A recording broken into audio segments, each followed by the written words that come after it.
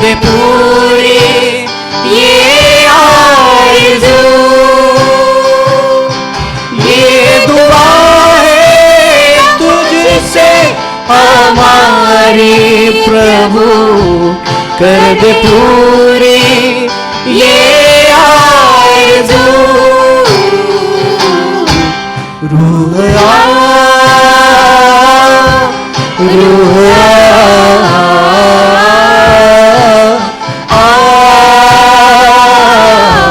रूह आ। सारे बंधन से छुड़ा, तेरे साथ हमको चला। सारे बंधन से छुड़ा, तेरे साथ हमको चला।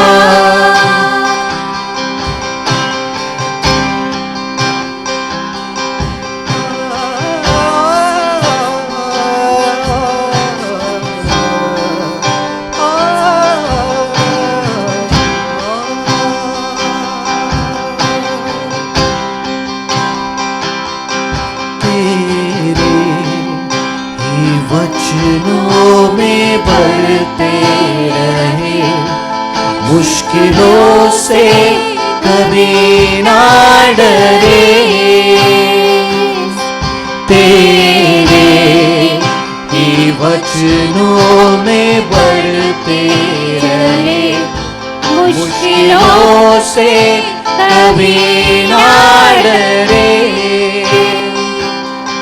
तेरी स्तुति प्रशंसा हम गाते रहे, तेरे चरणों में बैठे रहे। तेरी स्तुति और महिमा हम गाते रहे, तेरे चरणों में बैठे रहे। रूह आ, रूह आ,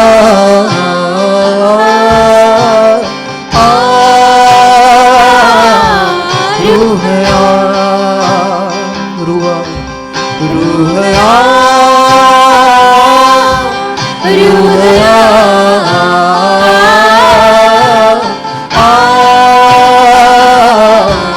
रूह आ। सारे बंधन से छुड़ा, तेरे साथ हमको चला। सारे बंधन से छुड़ा, तेरे साथ हमको चला। सारे बंधन से छुड़ा, तेरे साथ हमको चला। सारे बंधन से छुड़ा, तेरे साथ हमको चला।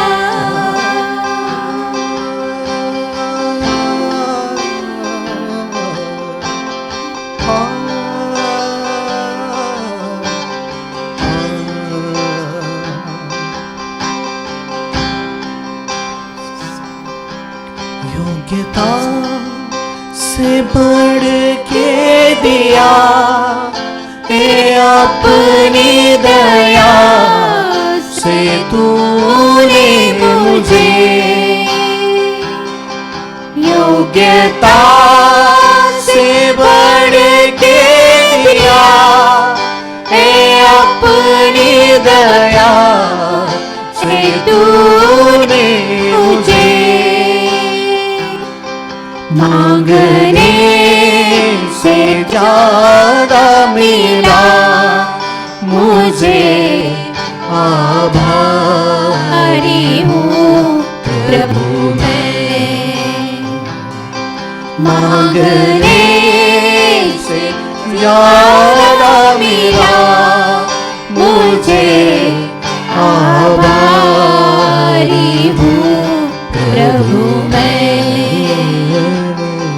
धन्यवाद के साथ स्तुति गाऊंगा, हे यीशु मेरे खुदा।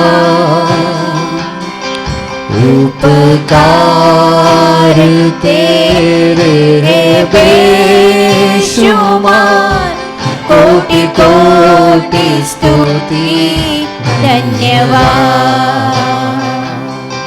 कोटि कोटि स्तुति धन्यवाद, धन्यवाद। कोटि कोटि स्तुति धन्यवाद,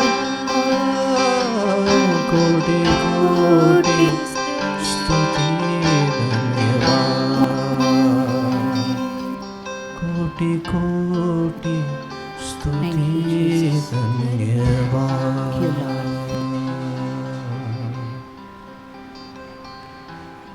स्वर्गातील माझ्या जिवंत आणि प्रेमळ महान देव, होय प्रभू, आम्ही तुझ्या नावाला धन्यवाद देतो, धन्यवाद देतो प्रभू. अशी अगणित प्रभू तू असे उपकार तू आमच्यावर केलीस माझ्या देव. प्रभू आम्ही धन्यवाद देतो प्रभू, धन्यवाद देतो की प्रभू आजचा सुंदरसा दिवस तू आमच्या जीवनाला दाखवलास. प्रभू आज आम्ही धन्यवाद देतो की प्रभू पुन्हा एकदा प्रभू तुझ्या मंदिरामध्ये तू आम्हाला घेऊन आलास, त्याबद्दलच आम्ही तुझ्या नावाला धन्यवाद देतो. आमच्या योग्यतेच्या पलीकडे प्रभू तू आम्हाला दिलंस माझ्या देव. धन्यवाद देतो प्रभू, तू जे काय आमच्यावर उपकार केलीस प्रभू, त्या उपकाराची आठवण करून प्रभू आज आम्ही तुझ्या नावाला धन्यवाद देतो, धन्यवाद देतो, धन्यवाद देतो. आदर सन्मान गौरव आज आम्ही पुन्हा एकदा तुला देतो. ही प्रार्थना येशूच्या नावामध्ये केली म्हणून ऐक पित्या, आमेन.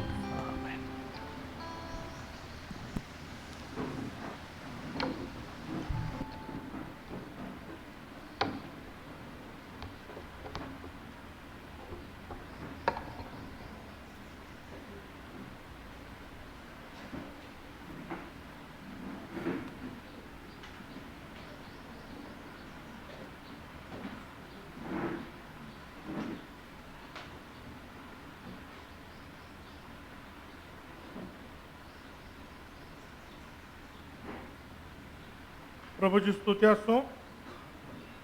पुन्हा एकदा त्याच्या पवित्र मंदिरामध्ये त्याने तुम्हाला आणि आम्हाला एकत्र केलेलं आहे आणि फार सुंदर वेळ आहे आणि परमेश्वरानं आराधनेमध्ये तुमच्याने आमचे अंतःकरण तयार केलेले आहेत. प्रियानो, तुम्ही नेहमी निवास मंडपाचा नमुना प्रगटीकरणामधून शिकत आहोत आणि आम्ही हेही शिकलेलो आहोत की संपूर्ण पवित्र शास्त्र आणि परमेश्वराची जी योजना आहे त्या संपूर्ण योजनेमध्ये हा निवास मंडपाचा नमुना हा तुमच्यासाठी आणि माझ्यासाठी फार महत्त्वाचा आहे. आम्ही पाहतो की जवळजवळ 40 अध्याय पवित्र शास्त्रामध्ये फक्त आणि फक्त निवास मंडपाशी निगडीत आहेत आणि याच्यावरून आम्हाला एक गोष्ट समजते. निवास मंडपाचा जो अनेक अध्यायांमध्ये दिलेला आहे आणि त्यातून आम्ही पवित्र शास्त्र आम्ही शिकत आहोत.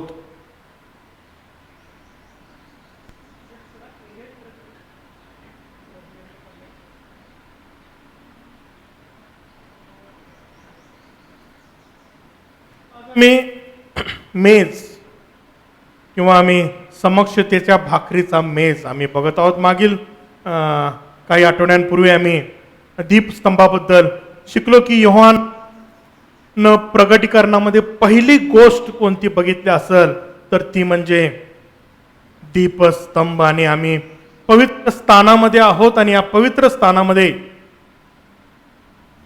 आम्हाला पाहायला मिळतं की योहान, पवित्र स्थान हे स्वर्गाचं दर्शन आहे आणि आम्हाला पाहायला मिळतं की योहानाला स्वर्गाचं दर्शन देण्यात आलंय. त्याला त्या स्वर्गामध्ये नेण्यात आलेला आहे. पात्म बेटावर तो होता आणि आत्म्याने त्याला उचललं आणि स्वर्गामध्ये नेलेला आहे. आणि मग स्वर्गामध्ये त्यानं काय बघितलं त्याचा वृत्तांत आम्हाला प्रगटीकरणाच्या अध्यायामधून पाहायला मिळत आहे. आम्ही मागच्या आठवड्यामध्ये दीपस्तंभाचा अभ्यास केला. दीपस्तंभामध्ये आम्ही बघितलं की पहिले 3 अध्याय जे मंडळीशी निगडीत आहेत त्याचा तो अभ्यास आहे. आम्ही तो अभ्यास करणार नाही कारण आम्ही निवास मंडपाचा पॅटर्न शिकत आहोत.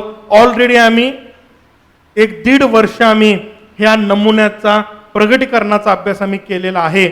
आणि मी तुम्हाला फक्त रेफरन्स देत आहे की 3 अध्याय मंडळीशी निगडीत आहेत, मंडळीचा अभ्यास आहे आणि 7 मंडळी आहेत आणि हे दीपस्तंभ आहे. आणि योहानानं पहिली गोष्ट बघितली की तो दीपस्तंभ त्यानं बघितला आणि या 7 दीपस्तंभामध्ये येशू ख्रिस्त फिरत आहे.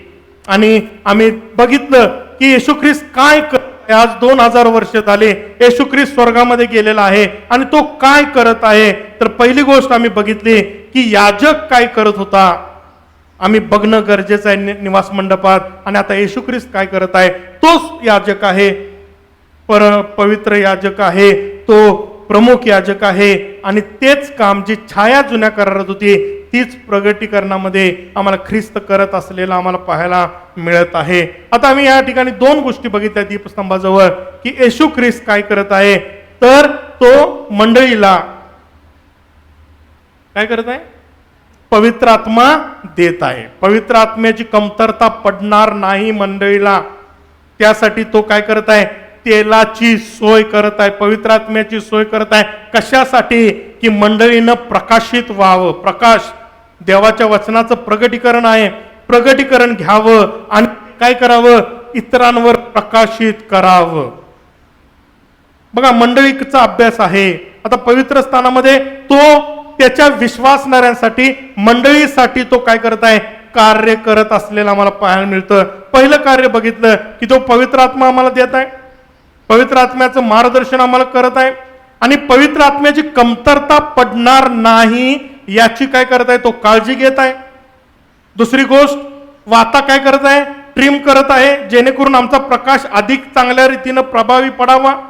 कधी कधी आमच्या जीवनात परमेश्वर आमच्या जीवनात काय करतो, कात्रीनं छाटणी करतो नाही का. मग कधी कधी आम्हाला बरं वाटत नाही, पाळक साहेब परमेश्वर आमच्या जीवनात असं का करायला लागलेला आहे.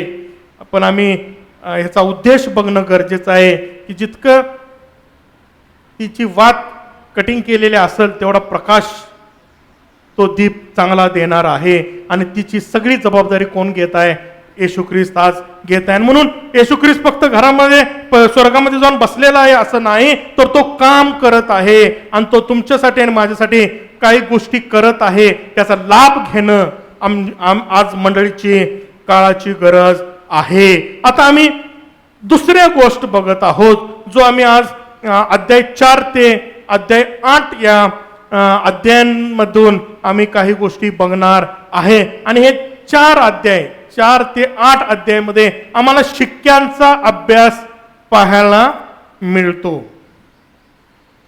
आता एक लक्षात ठेवा की जेव्हा तुम्ही आणि आम्ही निवास मंडप आणि प्रगटीकरण यांचा समांतर आम्ही अभ्यास करत असतो तर आम्हाला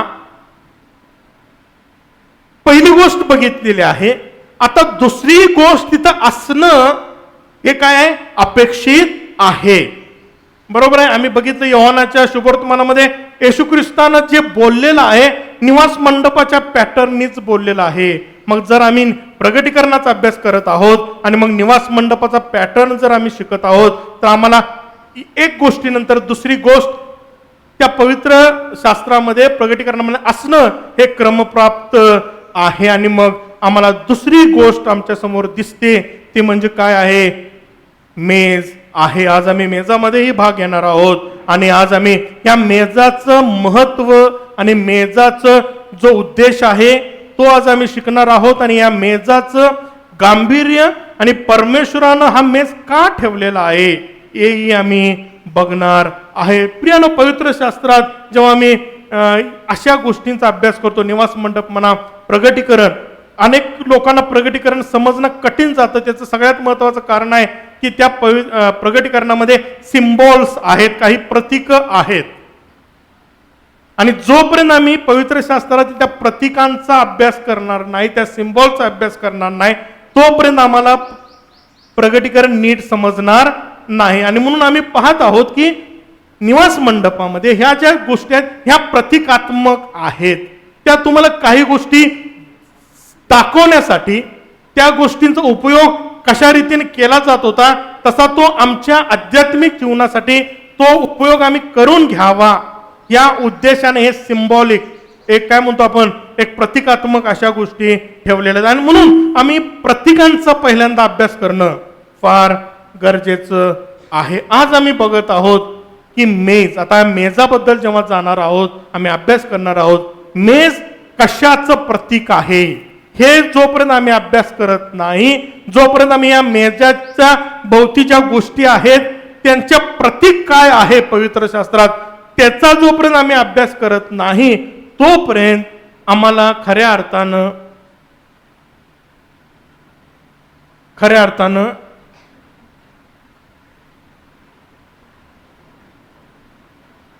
ख्रिस्ताचं जे महत्वाचं जे उद्देश आहे तुमच्या आणि आमच्यासाठी तो समजणार नाही. आणि म्हणून आज आम्ही या प्रतीकांचा अभ्यास आम्ही करणार आहोत. बंद झालं का नाही? लाईव्ह बंद झालं? तिथं बंद झालं दाखवणार. ओके. आता प्रतीकांकडे आपण जाऊया. आता पहिलं प्रतीक, आता भाकरी. आता ह्या भाकरीचा मेज आहे, बरोबर आहे. आता भाकरी कशाचं प्रतीक आहे? अनुवाद याचा 8वा अध्याय 3रं वचन. आता पहिलं आम्हाला समजणं गरजेचं आहे, ह्या भाकऱ्या ज्या ठेवलेल्या आहेत, जे येशू ख्रिस्त म्हणतो ही भाकर आहे. परमेश्वर मोशेला सांगतो की या मेजावर तू भाकरी ठेव. ही भाकरी कशाचं प्रतीक आहे? अनुवाद याचा 8वा अध्याय 3रं वचन सांगते, मनुष्य केवळ भाकरीने नव्हे तर परमेश्वराच्या मुखातून निघणाऱ्या प्रत्येक वचनाने जगेल. बघा, परमेश्वर म्हणत आहे मनुष्य केवळ भाकरीने नव्हे तर परमेश्वराच्या मुखातून निघणाऱ्या प्रत्येक वचनाने जगेल. आता इथं लक्षात ठेवा, ही भाकर काय आहे? तर ही भाकर देवाचं वचन आहे. आता आम्ही बघितलं की पहिल्या कंपार्टमेंटमध्ये जे जगाचं दर्शक आहे, ज्याला अंगण म्हणलेलं आहे, त्या ठिकाणी ही गंगाळ आहे आणि गंगाळाला ही देवाच्या वचनाचं प्रतीक आहे. पण ते प्रतीक वेगळं आहे. ते प्रतीक रिटर्न वर्ड ऑफ गॉड आहे, जे जगामध्ये तुमच्या आणि आमच्या हातामध्ये आहे. जेव्हा आम्ही देवाचं वचन वाचतो, आम्हाला ते वचन काय होतं? देवाचं वचन आमच्या पावलांकरता दिवा आणि मार्गांकरता प्रकाश. देवाचं वचन जे रिटर्न वर्ड ऑफ गॉड, जे पवित्र शास्त्र हातामध्ये आहे ते आहे. पण जेव्हा तुम्ही आणि आम्ही पवित्र स्थानामध्ये येशू ख्रिस्त काम करत आहे, मंडळीला परमेश्वरानं एस्टॅब्लिश केलेला आहे, 5 पदरी सेवा दिलेली आहे, पवित्र आत्मा मंडळीला चालवत आहे. पवित्र आत्मा त्या लिहिलेल्या वचनाचं जे आम्ही मनन आणि चिंतन करत आहोत, ज्या वचनावर मंडळी उभा आहे, त्याचं प्रगटीकरण पवित्र आत्मा द्यायला सुरू केलेला आहे. आता नुसतं रिटर्न वर्ड ऑफ गॉड असून चालत नाही, नुसतं थिओलॉजी शिकून उपयोग नाही, नुसते मोठमोठे ग्रंथ देवाचं वचनाचं गाडे पंडित असून उपयोग नाही. आम्हाला इथं प्रगटीकरण परमेश्वराचं होणं, ते वचन काय दिलेलं आहे, का लिहिलेलं आहे, ते माझ्यासाठी काय लागू आहे, गूढ रहस्य काय आहे त्या वचनाची, पवित्र आत्मा आम्हाला दाखवायला लागतो. पण इथंच आम्ही थांबावं ही ख्रिस्ताची इच्छा नाही. मंडळीला इथंच थांबावं मंडळीनं अशी ख्रिस्ताची इच्छा नाही. तर मंडळीला तो काय करत आहे? आता लक्षात ठेवा, ही भाकर तो म्हणतो हे देवाचं मुखातून निघणाऱ्या प्रत्येक वचनाने तो जगेल. आता येशू ख्रिस्त स्वर्गामध्ये आहे आणि तो काय करत आहे? तर तो मंडळी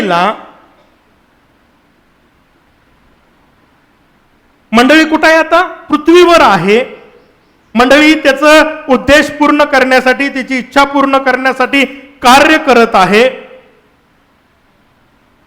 आता बघा, येशू ख्रिस्त मंडळीला पवित्र आत्म्याची मागच्या याच्यात आपण बघितलं दीपस्तंभामध्ये तो पुरवठा करत आहे. आणि मंडळी कुठं आहे? जगामध्ये आहे. जगामध्ये अंधकार आहे. परमेश्वर इच्छा आहे की ख्रिस्ताचा प्रकाश आम्ही घ्यावा आणि तो काय करावा? जगात जिथं अंधकार आहे तिथं आम्ही काय करावा? प्रकाशित करावा. आणि म्हणून त्यासाठी लागणारा जो पुरवठा आहे आत्म्याचा तो करत आहे. आता तो काय करत आहे? मंडळीला तो काळजी घेत आहे की मंडळीला भाकरीची कमतरता पडणार नाही. लक्षात ठेवा, भाकरी कशाचं प्रतीक आहे? बघा, ख्रिस्त आज 2000 वर्ष झालं काय करत आहे? दुसरी गोष्ट करत आहे की तो मंडळीसाठी देवाच्या रेमा जो आहे, जो देवाचा स्पोकन वर्ड ऑफ गॉड आहे, तो पुरवठा करण्याचं काम तो करत आहे. मंडळीला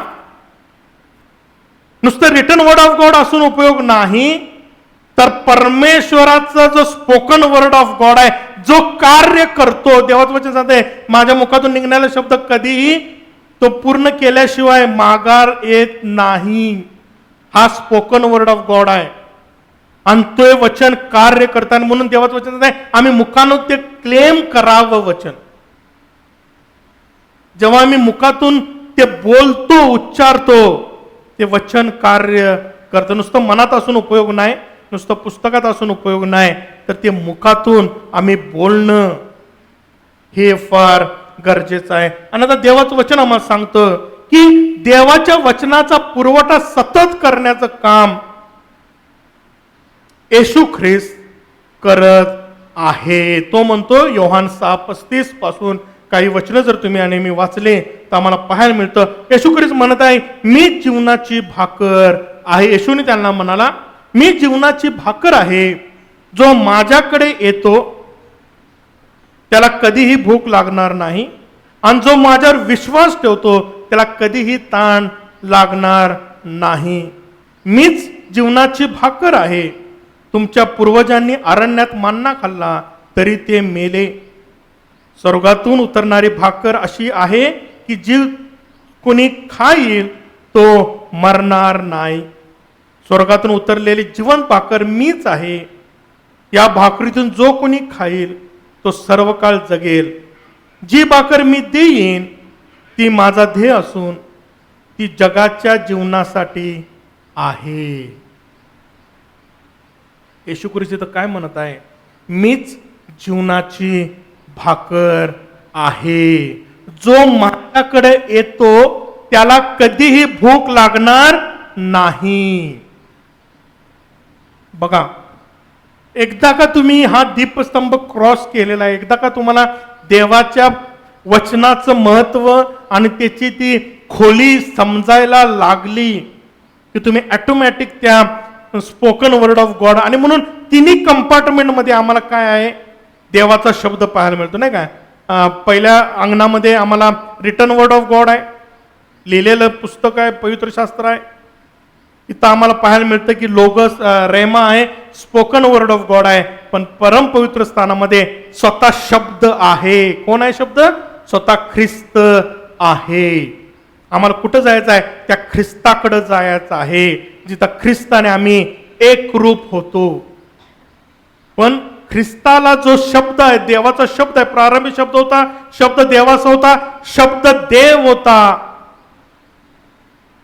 तिथं पोचायचं जर मला आहे तर त्याच्या आधी माझ्याकडं देवाचा बोललेला शब्द पाहिजे. रेमा ही जी भाकर आहे, आणि ही भाकर येण्यासाठी मी मला काय माहित पाहिजे? रिटन वर्ड ऑफ गॉड, देवाचं वचन. आणि म्हणून देवाचं वचन तुमच्या आणि आमच्या जीवनात फार महत्वाचं आहे. म्हणून विश्वास वार्तेने आणि वार्ता देवाच्या वचनाने होते. परमेश्वराचं वचन क्लिअर आम्हाला सांगतं की तुमच्या आणि आमच्या जीवनात रिटन वर्ड ऑफ गॉड पाहिजे.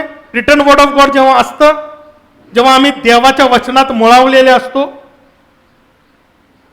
आम्ही मंडळीमध्ये सत्यामध्ये चालतो, आणि एकदा का आम्ही सत्यामध्ये चालायला लागलो की पवित्र आत्मा आम्हाला त्या वचनाच्या खोलीमध्ये घेऊन जायला लागतो. आणि म्हणून शेवटचं काय दिलेलं आहे? 5 पदरी सेवा शेवटची कुठली आहे? शिक्षक आहे. लक्षात ठेवा, पास्टर आणि शिक्षक दोन्ही जोडलेला आहे. पास्टर नेहमी शिक्षक असलाच पाहिजे, नाहीतर मंडळीला बघायला आणि मंडळीची वाट लागायला जास्त वेळ लागत नाही. कानात काहीतरी गेलेला आहे, कुडकुड कुडकुड वाजायला आले, हे घालतो का आपण? अंगठा हे बोट घालतो का? कुठलं? खोल जायचं आहे. काय जाणार तुम्ही? हे कशाचं प्रतीक आहे? Bible teacher. समजते? आणि बायबल टीचर कशाच काय शिकवतो तो? देवाच्या वचनाचं. समजते? आणि म्हणून पवित्र शास्त्र क्लिअर आहे. फक्त आम्हाला ते समजत नाही, आम्ही ते कधी समजून घ्यायचा प्रयत्न कधी केलेला नाही. तो म्हणतो की मी जीवनाची भाकर आहे, जो माझ्याकडे येतो तो त्याला कधीही भूक लागणार नाही, आणि जो माझ्यावर विश्वास ठेवतो त्याला कधीही तहान लागणार नाही. याचा रेफरन्स कुठं आहे? लूकच्या पुस्तकामध्ये. श्रीमंत मनुष्य आणि गरीब लाजार, नाही का? तो श्रीमंत मनुष्याने सगळं जग मिळवलं, पण त्यांना आत्म्याचा नाश केला. देवाच्या वचनाला महत्व दिलं नाही, मंडळीला महत्व दिलं नाही, सगळं कमवलं, पण त्याच्याकडं भाकरी जगात असताना भरपूर भाकरी होती. लक्षात ठेवा, खाया प्यायचं सगळं होतं, पण तो मरताना असं लिहिलेलं आहे की त्याला तहान लागली. येशू ख्रिस्त म्हणतो, जर तुम्ही भूतलावर असताना जर माझ्याकडे आला, वचनामध्ये आला, पवित्र आत्म्यामध्ये चालायला लागला, आणि जर तुम्ही देवाच्या वचनामध्ये आला, रेमामध्ये, तर तुम्ही काय होणार नाही? तुम्हाला कधी परत भूक लागणार नाही. आणि जो माझ्यावर विश्वास ठेवतो, या वचनावर विश्वास ठेवतो, त्याला आयुष्यात कधीच कुठं स्वर्गात आणि कुठं पृथ्वीवर त्याला काय लागणार नाही? तहान लागणार नाही. मीच जीवनाची भाकर आहे. आता तो म्हणतो की पूर्वजांनी काय म्हणतो? मागच्या वचनात आपण बघितलं, पूर्वजांनी अरण्यात मन्ना खाल्ला. 49 वचन, तुमच्या पूर्वजांनी अरण्यात मन्ना खाल्ला तरी ती मेले. आता स्वर्गातून उतरणारी भाकर अशी आहे की जी जर कोणी खाईल तर तो मरणार नाही. आता बघा, तो रेफरन्स कुठला देत आहे येशू ख्रिस्त? या भाकरीला जेव्हा तो भाकरीबद्दल बोलत आहे, तो रेफरन्स त्या निवास मंडप आणि त्या लोकांच्या त्या प्रवासाशी जोडत आहे. आणि तो म्हणतो, जसा परमेश्वराने आकाशातून तो मन्ना स्वर्गातून पाठवला, पण ते खाल्ले लोक ते मेले, त्यांनी पाप केलं, ते मेले. पण मलाही त्यानं काय केलं? कुणी पाठवलेलं आहे? त्या पित्यानंच पाठवलेलं आहे. आता येशू ख्रिस्त 2 गोष्टी इथं जोडत आहे. तो म्हणतो, मन्ना कुणी पाठवला? स्वर्गातून परमेश्वरानं पाठवला, पण ते लोक मेले. पण मी कोण आहे? मी जीवनाची भाकर आहे. जो मला खातो तो कधीही मरणार नाही. जी भाकर मी देईन तो माझा देह असून ती जगाच्या जीवनासाठी आहे. आता इथं बघा, 2 गोष्टी क्लिअर वचन सांगतात की देव पित्याने मन्ना पाठवला, बरोबर आहे, आणि येशू ख्रिस्त तो मन्ना होता छायेमध्ये. कुठं? जुन्या करारात. पण आता तो नव्या करारात येशू ख्रिस्त म्हणतो, तो मन्ना खाल्ला, जी छाया होती, जी प्रतीक होतं, मेले.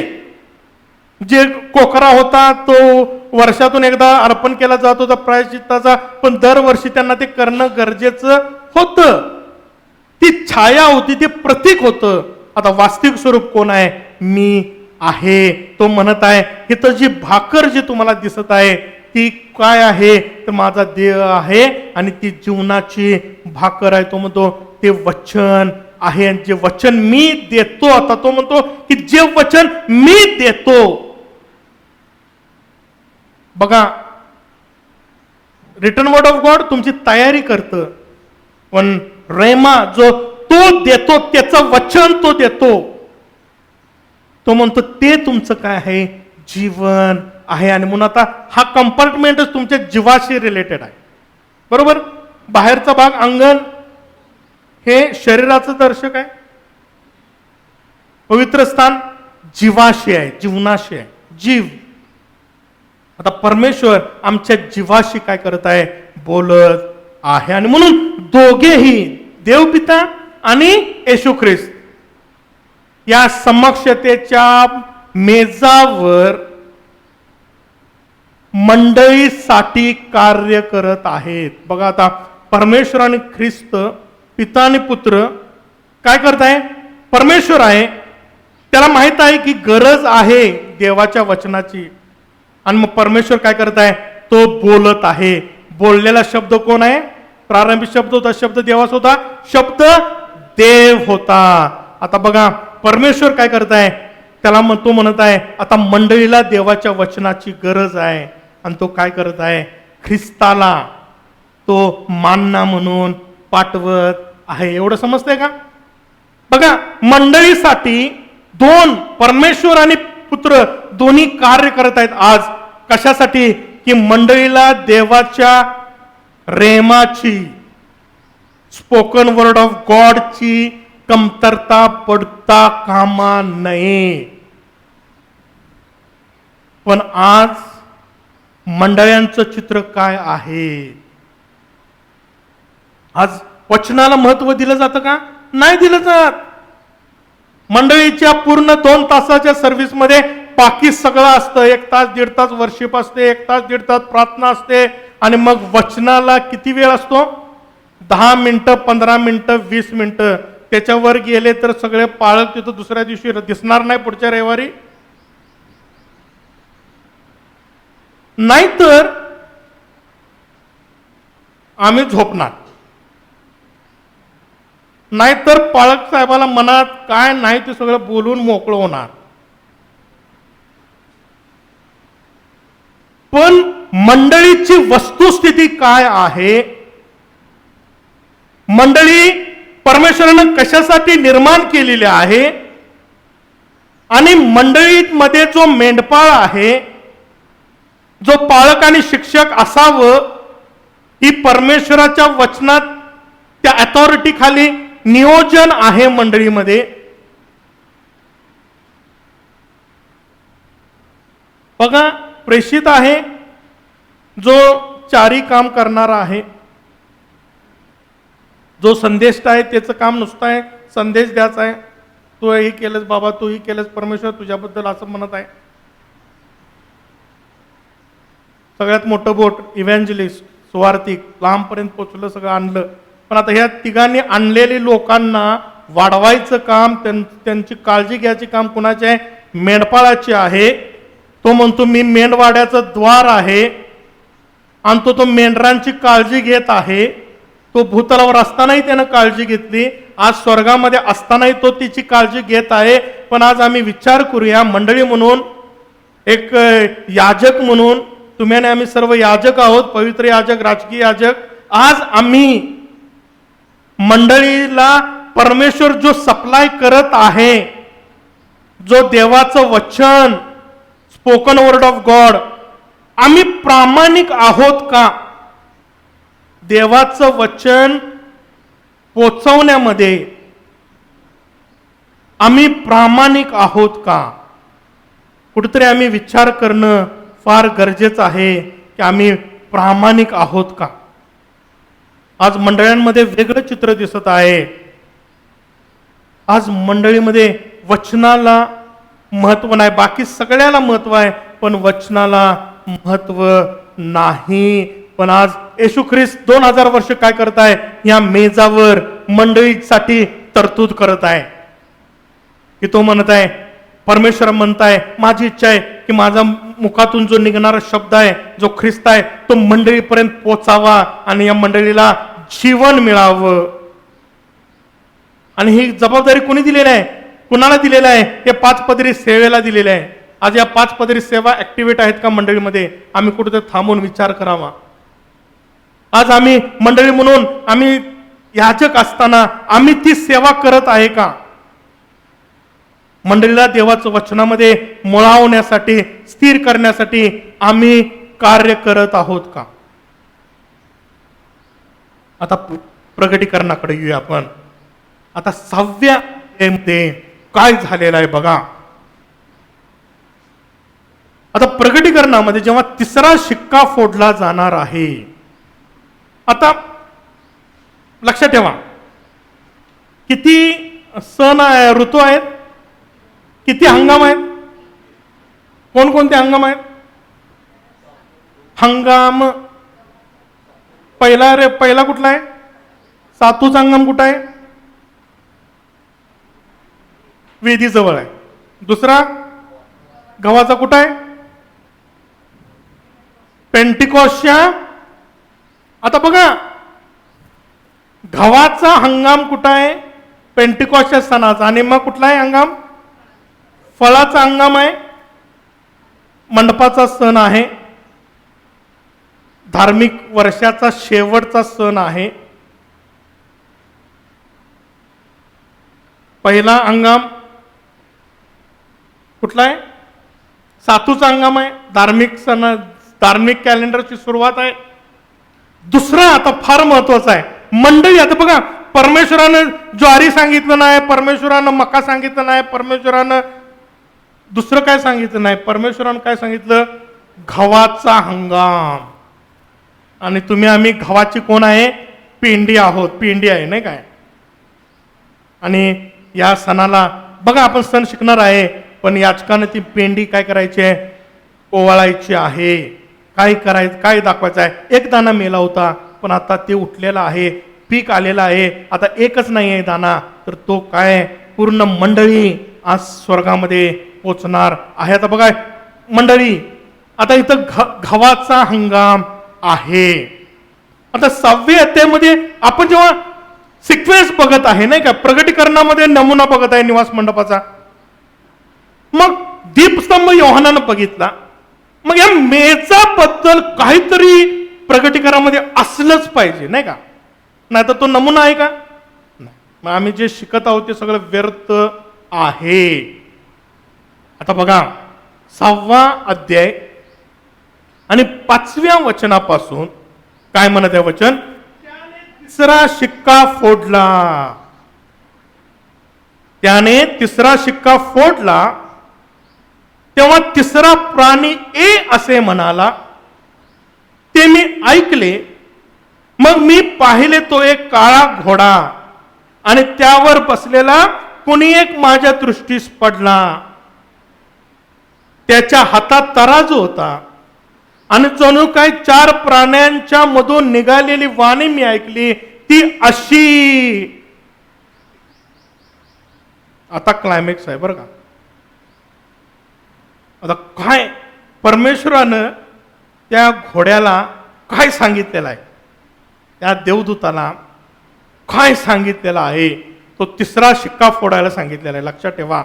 आणि तो 3रा शिक्का फोडला जाणार आहे तेव्हा काय करायला सांगितलेलं आहे? तो म्हणतो रुपयाला शेरभर गहू आणि रुपयाला 3 शेर जव, तेल व द्राक्षरस याची हानी खराबी करू नकोस. काय ऑर्डर काय आहे त्याला बघा. गहू आणि जव महाग होणार आहे. नीट समजून घ्या. 3रा शिक्का जेव्हा फोडणार आहे तेव्हा काय काय महाग होणार आहे? गहू आणि जव. पण तेल व द्राक्षरस यांची खराबी करू नकोस. म्हणजे ते महाग होणार नाही, पण काय महाग होणार आहे? गहू आणि जव हे महाग होणार आहे. आता हे महासंकटाच्या काळातील हा 3रा शिक्का फोडलं जाणार आहे. आणि देवाचं वचन सांगतं आम्हाला आमोसच्या पत्रामध्ये की त्या काळामध्ये बघा तर गहूच कमी पडलेला आहे. म्हणजे कशाची कमी पडणार आहे? समजतंय? वचनच आम्हाला आत घेऊन आलेलं आहे, तो गहूच आम्हाला आत घेऊन आलेला आहे. लक्षात ठेवा. पण ते गहूच जेव्हा 7 वर्षाचा काळ चालू होणार आहे, तो 3रा शिक्का फोडला जाणार आहे, तो ऑर्डर घेऊन येणार आहे की काय करायचं आहे. पहिलं आता बरबादी कोणाची करायची आहे? गहू आणि जव याची बरबादी करायची आहे. तेल आणि द्राक्षरस याची खराबी करू नकोस. आमोस याचा 8वा अध्याय. हे आम्हाला रेफरन्स दोन्हीकडे पाहायला मिळतात की प्रभू परमेश्वर म्हणतो, पहा असे दिवस येत आहेत. आता हे कोणते दिवस येत आहेत? हे 7 वर्ष जे महासंकटाचे आणि 3.5 वर्ष, 7 वर्ष डिवाइड केले, 3.5 वर्ष. पहिले 3.5 वर्ष संकटाचा समय आहे, पुढचे 3.5 वर्ष महासंकटाचा समय आहे. पण परमेश्वर म्हणतो त्या दिवसात असे दिवस येत आहेत की त्यात मी देशावर दुष्काळ आणि आता हा दुष्काळ साधा सुद्धा नाही, तर तो 3रा शिक्का फोडलेला आहे आणि त्याला खास ऑर्डर देऊन पाठवलेला आहे. तो दुष्काळ पाण्याचा नसणार आहे, अन्नाचा किंवा पाण्याचा नसणार आहे, तर तो परमेश्वराची वचने ऐकण्या संबंधाचा होईल. आता नीट लक्ष द्या. तो म्हणतो देव काय, तर तो परमेश्वर वचने ऐकण्या वाचण्या संदर्भात म्हणलं का? रिटर्न वर्ड ऑफ गॉड कुठं आहे? बघा, देवाचं वचन तेव्हा ही बायबल असणार, रिटर्न वर्ड ऑफ गॉड. पण परमेश्वराचा रेमा, स्पोकन वर्ड ऑफ गॉड नसणार. त्यामुळे तुम्हाला वचन ऐकायलाच मिळणार नाही. तर तो परमेश्वर वचने ऐकण्यासंबंधाचा होईल. ते या समुद्रापासून त्या समुद्रापर्यंत भटकतील, उत्तरेपासून पूर्वेपर्यंत पडत झडत जातील. ते परमेश्वराचं वचन प्राप्त करून घेण्यासाठी झटून तिकडे धावतील, तरी त्यास ते प्राप्त व्हायचे नाही. त्या समयी सुंदर तरुणी व तरुण तहानेने मूर्छित होतील. बघा, तो म्हणतो हा दुष्काळ कसा असणार आहे? तो त्या देवाच्या वचनाचा दुष्काळ असणार आहे. आणि या दुष्काळात, त्या वचनाच्या दुष्काळात काय असणार आहे की तुम्हाला परमेश्वराची वचने ऐकायला मिळणार नाहीत. स्पोकन वर्ड ऑफ गॉड, परमेश्वरच तो बोलणार नाही आणि ख्रिस्त तुमच्याशी बोलणार नाही. आणि मग तुम्ही काय करणार आहे? तडपणार आहात. तेव्हा तुम्हाला खरी गरज असणार आहे परमेश्वरानं तुमच्यावर बोलावं, ख्रिस्तानं तुमच्याशी बोलावं. आणि या सगळ्या संकटामध्ये आम्हाला परमेश्वरच आधार आहे आणि आता आम्हाला गरज आहे. पण प्रियानो, त्या 7 वर्षाच्या त्या दुष्काळात सापडण्यापेक्षा आज वेळ आहे देवाच्या वचनाला आम्ही महत्व देऊया. आज वेळ आहे देवाच्या वचनामध्ये आम्ही इतकं मुळावूया आणि परमेश्वराकडून प्रगटीकरण घेऊया. वेळ ते 2ऱ्या 3ऱ्या सगळ्या गोष्टीमध्ये न पडता आम्ही परमेश्वराकडे येऊया आणि परमेश्वराला, ज्या पवित्र आत्म्याला मार्गदर्शन करूया की जे लिहिलेलं वचन आहे, जे तुमच्या आणि आमच्या जवळ सगळ्या भाषेमध्ये उपलब्ध आहे, प्रत्येक कॉमेंट्री आहे, मेसेज आहे आणि जवळजवळ 100-150 वर्जन्स मोबाईलमध्ये आज पवित्र शास्त्राची तुमच्या आणि आमच्या जवळ आहे. आज आम्ही ते वाचतो का? त्या वचन काय सांगत आहे? त्या वचनामध्ये आम्ही मुळावलेला आहे का? त्या वचनावर आम्ही विश्वास ठेवत आहे का? पवित्र आत्मा आम्हाला ते खोलवर नेत आहे का? आम्ही पवित्र आत्म्याच्या मार्गदर्शनात चालत आहे का? परमेश्वराला मागत आहे का पवित्र आत्मा ये आणि आम्हाला या वचनाचा अर्थ सांग, करत आहे का? आज आम्ही थांबूया, विचार करूया. आणि जेव्हा आम्ही त्या वचनात मुळावतो आणि त्या खोलवर जातो, परमेश्वर आमच्याशी बोलायला लागतो. पण परमेश्वर म्हणतो, या 4 आणि 8 अध्यायामध्ये आम्हाला पाहायला मिळतं की या काळामध्ये या भाकरीचाच काय होणार आहे? दुष्काळ पडत आहे आणि परमेश्वर तुमच्याशी बोलणार नाही, येशू ख्रिस्त तुमच्याशी बोलणार नाही. पण आज प्रियानो वेळ आहे, आज तो आमच्याशी बोलू इच्छित आहे आणि ख्रिस्त बोलायचं सगळं, बोलण्यासाठी जे काय करायचं आहे ते सगळं करत आहे. प्रश्न आहे, आम्ही ऐकत आहोत का? नाही ते एक वेळ येणार आहे, समुद्रापासून, ह्या समुद्रापासून त्या समुद्रापर्यंत भटकतील, उत्तरेपासून पूर्वेपर्यंत पडत झडत जातील. ते परमेश्वराची वचने प्राप्त करून घेण्यासाठी इकडून तिकडून धावतील, तरी त्यास ते प्राप्त व्हायची नाहीत. आणि म्हणून देवाचं वचन सांगते, आजच वेळ आहे. आम्ही तारण साधून घेणं आणि ख्रिस्त जे आमच्यासाठी करत आहे ते आम्ही घेणं फार गरजेचं आहे. आणि म्हणून 2000 वर्ष येशू ख्रिस्त काय करत आहे, तर तो आम्हाला त्या भाकरी देत आहे. पण आम्ही कधी त्या भाकरीचा खरी आम्हाला कधी मिळाली आहे का? आम्ही ती घेतली आहे का? परमेश्वर माझ्याशी कधी बोललेला आहे का? आणि ते मोठी गोष्ट नाही आहे प्रियानो, की मी परमेश्वर माझ्याशी हे बोलला म्हणून सांगायची नाही.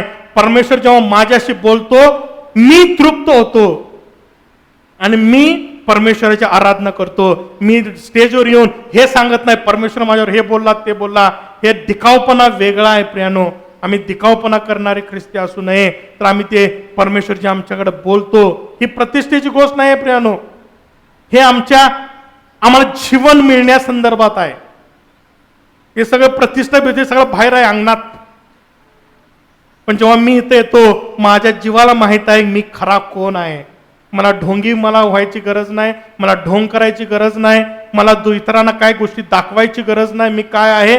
पण जेव्हा मला प्रगटीकरण असतं देवाचं वचनाचं, जेव्हा माझ्यावर परमेश्वर बोलायला लागतो, मी इथं आराधना करायला लागतो. आणि हे माझं व्यक्तिगत जीवनाशी, व्यक्तिगत जीवाशी संबंधित आहे. ते बाहेर जाऊन मोठेपणा दाखवायची गोष्ट नाही. मी आत्माचा जीव सॅटिस्फाय होतो, मी आराधना करतो. आणि आराधनेमध्येच माझ्या प्रार्थना धुपाप्रमाणे वर जातात. पहिली गोष्ट आम्ही बघितली की मेज देवाच्या वचनाचं दर्शक आहे. आता दुसरी गोष्ट, हा मेज पवित्र शास्त्र सांगतं काय आहे. बघा, सिम्बॉल्स आम्ही समजून घेणं फार गरजेचं आहे. आता याला काय म्हणलेलं आहे? काढा निर्गमाचं पुस्तक. या मेजाला नुसतं मेज म्हणलेलं आहे का? काय म्हणलेलं आहे? समक्षतेच्या भाकरीचा मेज.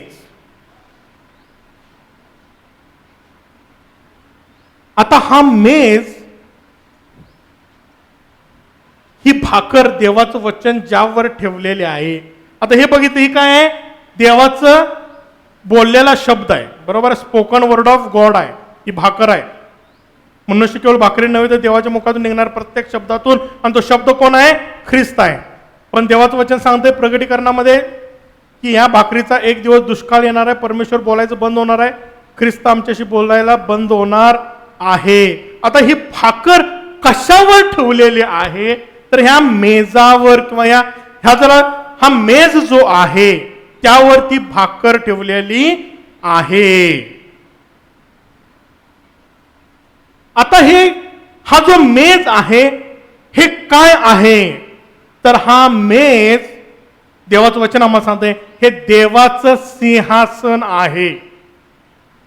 नीट लक्षात घ्या, देवाचं वचन आम्हाला सांगतं हा मेज हे देवाचं सिंहासन आहे. आणि या सिंहासनावरूनच परमेश्वर बोलतो. आता इथं बोलतो, आम्ही बघितलं 2 जण काम करत आहेत इथं, बरोबर आहे. कोण कोण आहे? पिता परमेश्वर आहे जो मानना पाठवत आहे, जो बोलत आहे. आणि तो मानना कोण आहे? ख्रिस्त आहे. म्हणून इथं किती ओळी आहेत? 2 ओळी आम्हाला पाहायला मिळतात. आता बघा, जेव्हा आम्ही देवाच्या सिंहासनाकडं जेव्हा आम्ही बघतो, आता देवाचं सिंहासन कुठं आहे? कोणी अभ्यास केलाय का? रेफरन्स माहित आहे का? चला, यशाया याचा 14वा अध्याय बघूया. आता आपण देवाचं सिंहासन पवित्र शास्त्र सांगते कुठं आहे. 12 वचन सांगते, हे दैदिप्यमान ताऱ्या, प्रभात पुत्रा, तू आकाशातून कसा पडलास. आता बघा, कविता सिस्टरने मला काल मेसेज पाठवला की 1/3 तारे 1/3 देवदूत कुठं आहेत, असं बायबलमध्ये कुठं आहे का की लुसिफराबरोबर 1/3 तारे 1/3 देवदूत पडले, आहे का कुठं रेफरन्स? कुणाला सापडला का? हा, आता हे लक्षात ठेवा, देवदूत 1/3 देवदूत पडले पवित्र शास्त्रात कुठंच नाही, पण प्रगटीकरणामध्ये आम्हाला रेफरन्स आहे, जे मी सिस्टरना व्हॉट्सअप करून पाठवला तेव्हा की ते तारे आहेत. आणि आता इथं लुसिफरला काय म्हणलेलं आहे, म्हणून आम्हाला जुना करार नवा करार अभ्यास करत असताना त्यांना जे संबोधण्यात आलेलं आहे, त्यांना जे प्रतीकात सिम्बॉलिक बोललेलं आहे ते आम्ही समजून घेणं फार गरजेचं आहे. 1/3 तारे त्याच्याबरोबर टाकण्यात आले, बरोबर.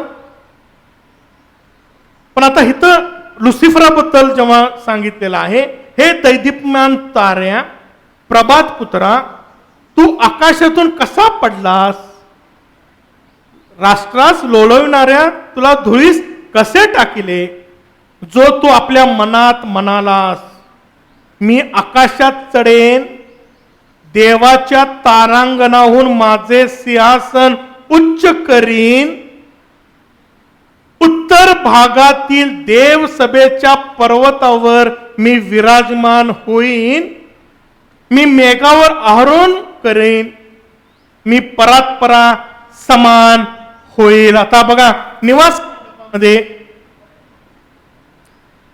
पूर्व पश्चिम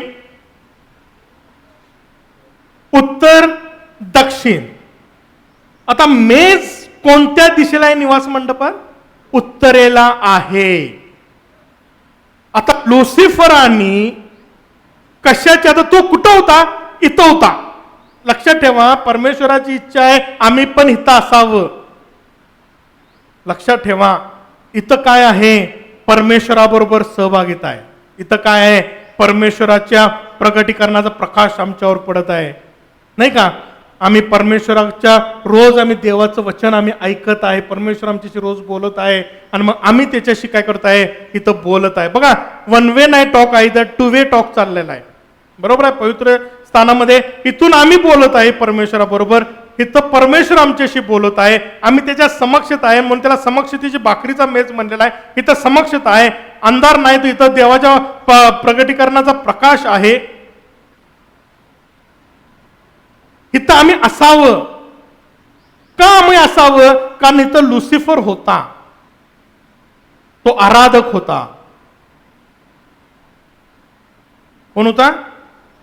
आणि येशू ख्रिस्त म्हणतो की परमेश्वर असे उपासक शोधत जे आत्म्याने खरेपणाने त्याची उपासना करतील. बघा, आम्ही उपासक असावं आणि आत्म्याने आणि खरेपणाने मी उपासना करावी, ही परमेश्वराची आमच्याकडून इच्छा आहे. आणि तो लुसिफर ती आराधक होता. आता पुढे आपण बघणार आहे त्याचं स्पष्टीकरण जेव्हा हिजकियाच्या पुस्तकात दिलेलं आहे, तो कसा होता आहे. पण तो म्हणतो की उत्तर भागातील देव सभेच्या पर्वतावर, आता लक्षात ठेवा इथं किती आहे? बारका टेबल आहे, नाही का? पण ऍक्च्युली स्वर्गामध्ये हे जे दर्शन आहे, हा जो पॅटर्न आहे, हा डोंगर आहे आणि दीपस्तंभ इतके मोठे आहेत की त्या दीपस्तंभामध्ये ख्रिस्त फिरत आहे. आणि हा मेज इतका मोठा आहे की हा डोंगर आहे. आता हा डोंगर कुठं आहे? निवास मंडपात त्या स्वर्गामध्ये उत्तरेच्या बाजूला आहे. आणि त्याला इच्छा काय झाली? मी विराजमान होईन, त्या सभेच्या पर्वतावर मी विराजमान. आता विराजमान म्हणजे काय? तुम्ही विराजमान झालेला आहात. प्लॅस्टिकच्या खुर्चीवर तुम्ही, आपण म्हणतो या आणि विराजमान व्हा, म्हणजे तो तुम्ही कसं खुर्चीवर बसलेला आहे तसं त्यांना अपेक्षा धरली की ह्या डोंगरावर मी बसावं, समजतंय? आणि तो म्हणतो की मी तो तारांगणाहून माझे सिंहासन उच्च करीन. आता इथं तो काय म्हणत आहे? सिंहासन. आता बघा, या उत्तरेच्या बाजूला सिंहासन आहे, बरोबर आहे. आणि तो म्हणतो मी इथं बसेन, विराजमान होईन.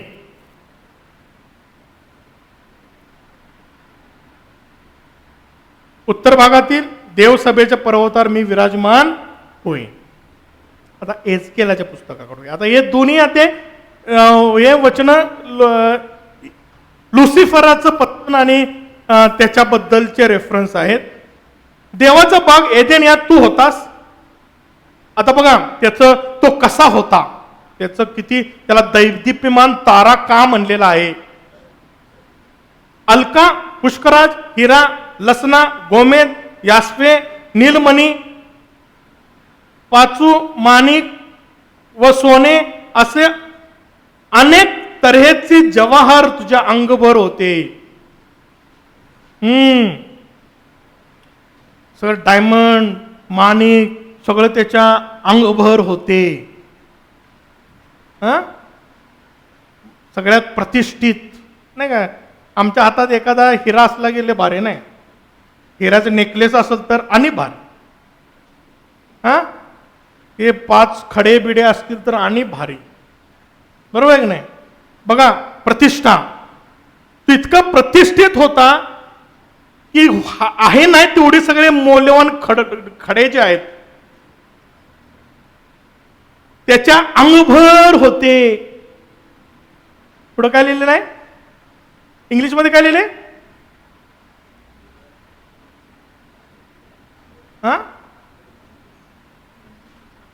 खंजीर, खंजिऱ्या व बासऱ्या यांची कसब तुझ्या येथे चालत असे. खंजिऱ्याला इंग्लिशमध्ये काय म्हणलंय. वाचा बायबल, उघडा इंग्लिश. बायबल उघडत नाही का तुम्ही. नाही 2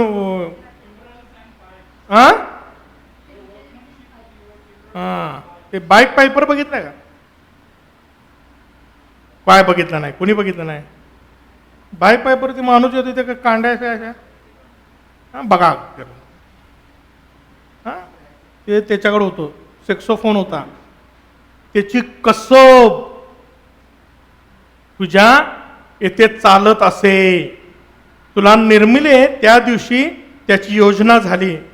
तू पाकर घालणारा अभिषेक करूब होतास. आता बघा इथं करूब आहे, ह्याच्यावर जे आवरण होतं, आतला जो पडदा होता पांढरा, त्याच्यावर ही करूब काढले होते, लक्षात ठेवा.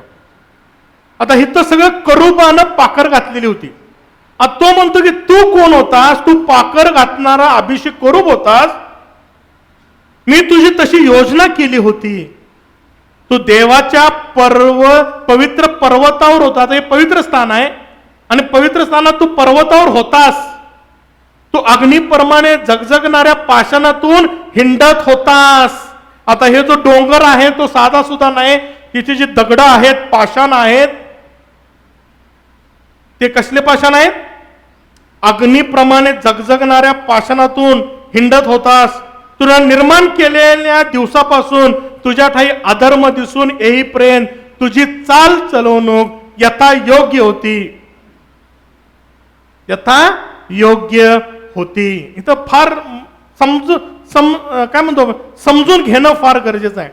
परमेश्वर आम्हाला प्रतिष्ठा देतो, परमेश्वर आम्हाला दान नाही का. इथं त्याला वर्शिपचं दान होतं नाही का. हे सगळे इन्स्ट्रुमेंट्स होते नाही का. आमची बोट सुद्धा इन्स्ट्रुमेंट आहे बरं का. देवाचं वचन सांगते आमच्या बोटांना त्याने युद्ध कौशल्य शिकवलेलं आहे. आम्ही टाळ्या वाजवतो नाही का, गीत गातो किंवा काय कोणतंही वाद्य वाजवतो, आम्ही ते बोटाने वाजवतो. आम्हाला ही कसब परमेश्वर दिलेली आहे. प्रतिष्ठा आणि परमेश्वराचं दान 2 आलं. आणि तो म्हणतो की तुझी चाल चलवणूक एकदम यथायोग्य धार्मिक होती नाही का. आमची पण असती. परमेश्वर आम्हाला भरतो प्रतिष्ठेनं. मानानं सन्मानानं, आणि मग आम्हाला ती कसब दिलेली असते देवाची आराधना करण्याची, वर्शिप करण्याची, सेवा करण्याची. मग 16 वचनात आम्हाला तो काय करत आहे, आम्हाला सैतानाचं तयार सैतान झाला कसा त्या, आणि आम्ही जपावं. आम्ही नाही झालो की आम्ही त्याच्या गटात जाणार आहोत. लक्षात ठेवा, आम्ही जर तसं केलं तर त्याचे शिष्य होणार आहे आम्ही. तो म्हणतो तुझा व्यापार मोठा असल्यामुळे, आता त्याचा व्यापार मोठा झाला, तो बिझनेसमध्ये पडला, आराधनेच्या बिझनेसमध्ये पडला. प्रतिष्ठा होती, कसब होती, तो बिझनेसमध्ये पडला. व्यापार मोठा असल्यामुळे तुझ्या हृदयात अपकार बुद्धी शिरून तू पातक केले. बाबा हे सगळं दान, हे जी प्रतिष्ठा, हे सगळे मौल्यवान गोष्टी मला मिळाले कुठून? ही जी कसब, जे दान जे मला आहे, जे इतर लोकांना नाही पण माझ्याकडे आहे, हे दान आहे, कसब आहे, प्रतिष्ठा आहे, कसब आहे. हे अपकाराची बुद्धी त्याच्यात आली की परमेश्वराने दिलं विसरून गेला, आणि कशासाठी दिलं हे विसरून गेला. शिरून तू पातक केलेस म्हणून मी तुला भ्रष्ट समजून परमेश्वराच्या पर्वतावरून लोटून दिले. हे पाकर घालणाऱ्या करुबा, त्या अग्निप्रमाणे जळजणाऱ्या पाषाणामधून काढून मी तुला नाश केला आहे. तुझ्या सौंदर्याच्या अभिमानाने तुझी हृदय उन्मत्त झाले. सौंदर्याचा फार घमेंड करू नका, जास्त केला आणि देवाला त्याची किंमत दिली नाही तर ते सौंदर्य जळून खाक होणार आहे. दुसरी गोष्ट काय म्हणतो, तुझ्या वैभवाने तुझी बुद्धी, बुद्धी भ्रष्ट होऊ देऊ नका. वैभव दिलेला आहे परमेश्वरानं, स्वतःची बुद्धी भ्रष्ट होऊ देऊ नका. मी तुला भूमीवर आदळले, राजाने तुला तमाशा पावा म्हणून त्यांच्या पुढे तुला टाकिले. खोटा व्यापार चालवून तू बहुत पातकी केले. त्याने तू आपली पवित्र स्थाने विठाळली, म्हणून तुझ्यातून अग्नी निघून तुला खाऊन टाकील असे मी केले आहे. आणि तुला पाहणाऱ्यांच्या डोळ्यात देखत मी पृथ्वीवर तुझी राख रांगोळी केली आहे. राष्ट्रांमध्ये तुझ्या ओळखीचे सर्व तुला पाहून विस्मय पावले आहेत. तुझी दशा पाहून लोकांना दहशत पडली आहे. तू कायमचा नष्ट झालेला आहे. प्रियानो, ही चेतावणी तुम्हाला आणि आम्हाला. परमेश्वराने दिलेला जे गौरव आहे, परमेश्वराने दिलेला जो मान आहे, परमेश्वराने दिलेलं जे जे आम्हाला कसब आहे, आम्ही काय गोष्टी इतरांपेक्षा चांगल्या करतो, त्याची घमेंड करू नये. परमेश्वराला आम्ही विसरू नये. काय आमचे सौंदर्य आहे, हे मी काम केलं तर माझा घाम येईल, कसं काय मी चर्चला आलो, झाडू कसं काय, मी एवढं कपडे नट्टापट्टा केलाय, कसं काय करू मी. नाही प्रियांनो, सौंदर्य, बुद्धी हे सगळं जाणार आहे. आणि जर आम्ही या सैतानासारखं, लुसिफरासारखं झालं तर मात्र भयंकर परिस्थिती आमची येणार आहे. आता बघा, आता लुसिफराकडे येऊया. ह्या पर्वतावर, आता सगळं काही या पर्वतावर चाललं होतं बरं का. त्या पर्वतावर तो फिरत होता, पर्वतावर तो राहत होता, सगळं पर्वतावर तिची आराधना चालली होती. मग त्याला वाटलं नाही, जरा आपल्याकडे काहीतरी कमी आहे. परमेश्वर बसलेला आहे तिथं सिंहासनावर, त्या सिंहासनावर आपण बसावं आणि आपण महान व्हावं, देवा समान व्हावं. बघा, त्याच्या ते अंतकरणात ते आहे, देवा समान व्हायचं. आदामाने हवेला फसवलं कसं, अरे परमेश्वराने तुम्हाला काहीतरी, आपण शुक्रवारपासून बायबल स्टडी चालू करणार आहे आणि 1 आठवडा आम्ही इब्रू शिकणार आहोत. ते कसं फसवलं इब्रू भाषेत, इतकं भारी लिहिलेलं आहे. एक सुद्धा शब्द सैतानानं खोटा बोललेला नाही बरं का. परफेक्ट बोलला आणि परफेक्ट त्यांना जाळ्यात अडकवलं. हे मराठीत इंग्लिशमध्ये काही समजणार नाही जोपर्यंत हिब्रू भाषेकडे आम्ही जात नाही. आणि म्हणून उत्तर दिशेला परमेश्वराचं काय आहे? सिंहासन आहे. आता आपण त्याचं बघूया. पवित्र स्थानामध्ये समक्षतेच्या भाकरीचं मेज कोणत्या दिशेला आहे? उत्तरेला आहे. निर्गम 40:22 मध्ये आम्हाला सांगतं, त्याने निवास मंडपाच्या उत्तर बाजूस दर्शन मंडपाच्या अंतरपटाच्या बाहेर मेज ठेवला व त्यावर त्याने परमेश्वरासमोर भाकर व्यवस्थितपणे मांडली. परमेश्वराने मोशेला आज्ञा केल्याप्रमाणे तसे झाले. आता लक्षात ठेवा, इथं किती भाकऱ्या आहेत? आता इथं बघा सगळं 2 आहे. आता आपण त्याकडे जाणार आहे. पण या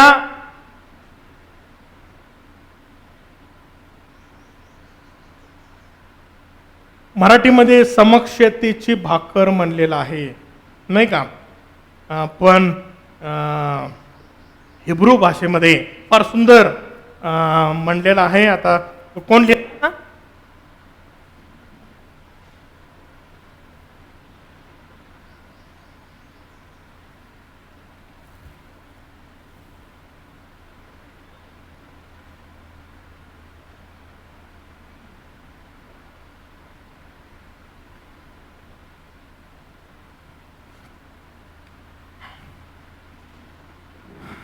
वाचायला येत आहे?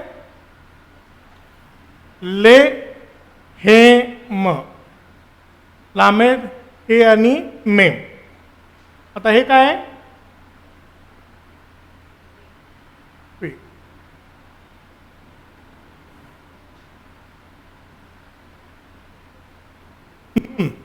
पे, नून, योद आणि मेम. आता फार सुंदर परमेश्वर वचन सांगते, लेहेम पानिम. 2 शब्दांनी हा शब्द बनलेला आहे. लेहेम पानिम, समक्षतेची भाकर. आता लेहेम आम्ही ऐकलेलं आहे बरेचदा, ना काय? बेतलेहेम, बरोबर? बेतलेहेम. बेत म्हणजे घर, बेत. लेहेम इथं शब्द आहे, लेहेम. ले हे म, म्हणजे भाकर. आता बेतलेहेम काय आहे? भाकरीचं घर. भाकरीच्या घरामध्येच जीवनाची भाकर येणार होती. समजतंय?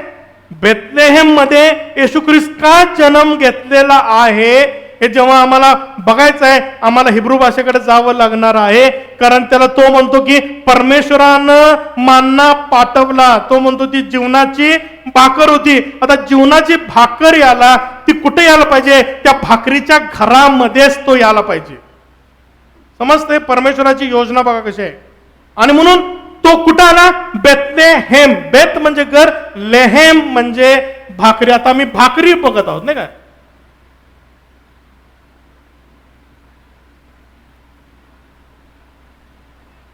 बघा, बेतेल, बेत घर आहे, एल म्हणजे परमेश्वर, बेतेल म्हणजे देवाचं घर, बरोबर? अब्रामानं वेदी बांधली. कुठं बांधली? बेतेल मध्ये बांधली, देवाच्या घरामध्ये. बेत म्हणजे बेतलेहेम मधला बेत, एल म्हणजे परमेश्वर, परमेश्वराचं घर. जुन्या करारात आम्हाला बेतेल पाहायला मिळतं. नव्या करारात आहे का? बेतेल आहे का? बेतेल आम्हाला जुन्या करारात सापडतो रेफरन्स.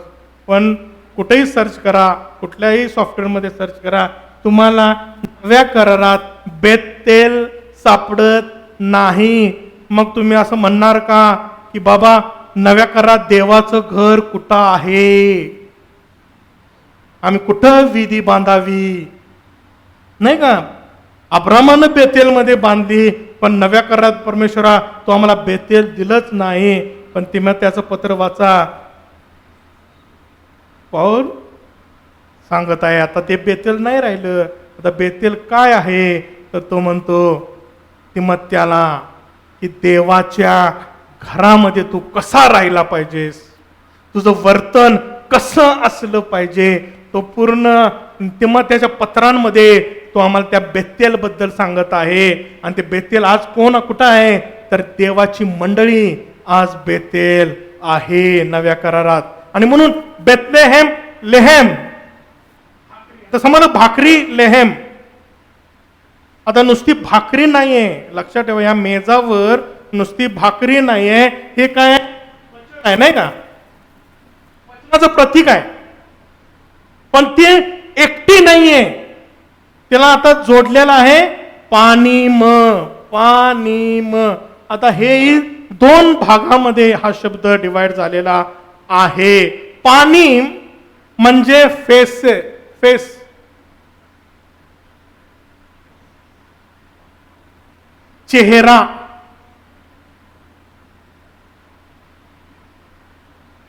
चेहरा. पाणी म्हणजे चेहरा. आता लक्षात ठेवा, आमचा जरी एक चेहरा असला, दोन चेहरे आहेत का कोणाला? चेहरा किती आहे? जरी एक असला,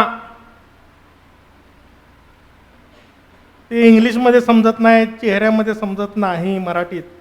पण जेव्हा आम्ही हिब्रू भाषेकडे येतो, आम्हाला हे चेहरा काय आहे देवाच्या दृष्टीनं हे आम्हाला समजतं. आणि पाणीमध्ये परमेश्वरानं मुद्दामून हे दोन शब्द घातलेले आहेत. कुठला आहे? योद आणि मेम. हे जेव्हा इम येतं, इम, कुठल्याही शब्दाला इम जोडलेलं असतं, ते प्लुरल, अनेक वचनी हा शब्द आहे.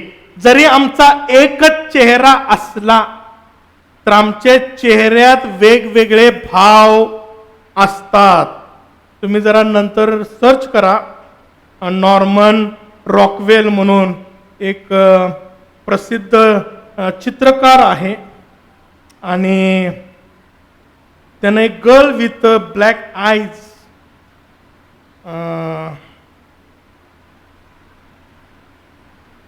मी तुम्हाला फोटो दाखवतो. हा फोटो आहे, किती जणांना दिसतोय माहीत नाही. फेमस, वर्ल्ड फेमस चित्र आहे, a girl with a black eyes.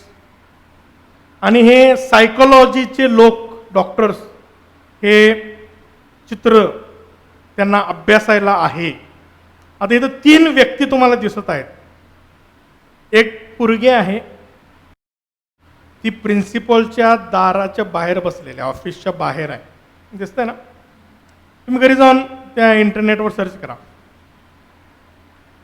Norman rockwool टाका आणि नाव टाका, गर्ल विथ ब्लॅक आय. ती भांडण करून आल्या बरं का, मारामारी करून आलेले आहे. तिचं जर नीट बघितलं तर ते सॉक्स बिक्स सगळे वाकडे तिकडे झाल्यात, तिचं इनशर्ट निघलेलं आहे, डोळे काळे कुठं मारामारी झालेले आहे. तिचे भाव बघा, कसं मारलंय मी त्यांना.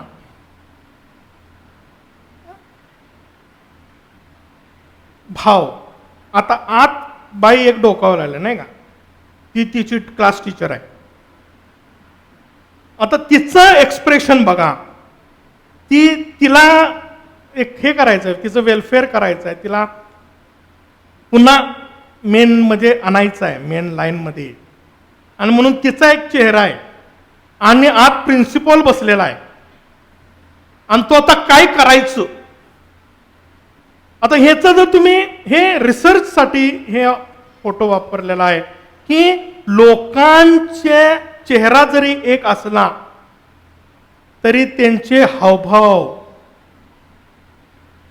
अनेक आहेत. आणि म्हणून व्यक्तीचा चेहरा हा वेगवेगळे मनस्थिती, वेगवेगळ्या भावना आणि वेगवेगळे विचार प्रतिबिंबित करीत असते. समजतंय?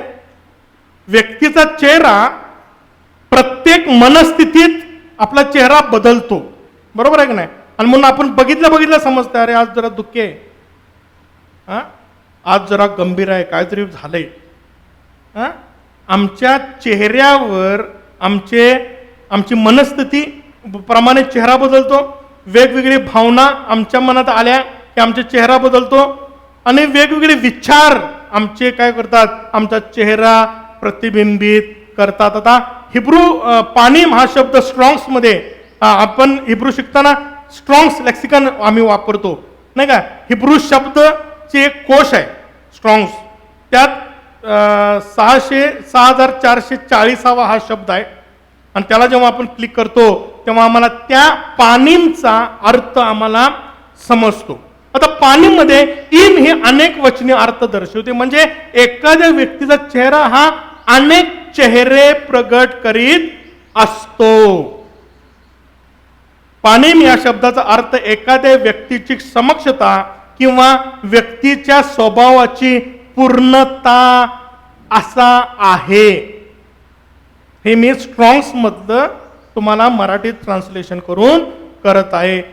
Face but is always written in plural form, identifies the word as plural, reflecting this idea of multiple faces of each person. The word can also means presence or the wholeness of being, पूर्णता. आता जेव्हा या पाणिमकडे आम्ही बघतो, ही नुसतं भाकरीचा मेज नाहीये, तर तिथं समक्षतेची भाकर आहे. म्हणजे इथं हा मेज आहे, इथं फक्त भाकर नाहीये, तर इथं चेहरे आहेत. लक्षात ठेवा. आणि चेहरे नुसता एक चेहरा नाहीये, तर अनेक एक चेहरा आणि त्याचे परिपूर्ण व्यक्तिमत्व. समजतंय? होल बिईंग, मी परिपूर्णतेमध्ये आहे.